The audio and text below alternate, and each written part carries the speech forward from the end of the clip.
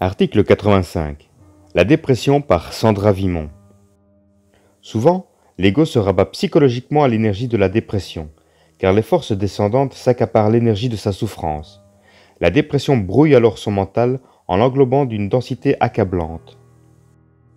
Si l'ego n'est pas scient de ce qu'il vit, il devient lié au versant coloré de sa conscience. Son être est alors violé par des êtres qui se nourrissent de son incapacité à supporter les méandres de qui il est.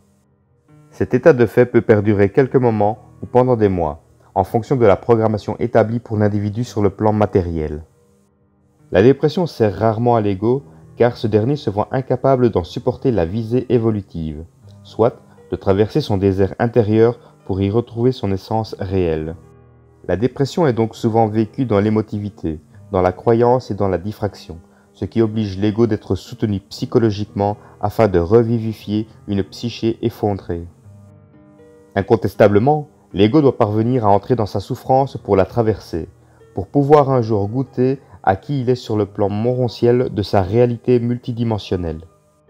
En outre, lorsque l'ego aura la capacité de regarder le réel de la dépression, sa colère l'amènera à reconnaître comment cette dernière a été utilisée pour permettre à des entités parasitaires de profiter de sa faille psychique non dévoilée. Cette prise de conscience deviendra la nouvelle assise de son ego, car il aura alors la puissance psychique nécessaire pour imposer le réel de son identité renouvelée via sa parole. À ce temps, l'exutoire qu'est la souffrance psychologique sera détrôné, car son ego aura circonscrit son autorité sur les plans pour se donner la liberté d'émettre une vibration qui lui appartient réellement. Le feu cosmique de sa conscience lui permet alors de transiger avec les énergies de la vie en lui. Ceci lui assure une continuité de vie identitaire libre dans sa conscience et dans son mental. Cet article provient du site www.supramental.biz, Voix narrative d'Orion Roméo.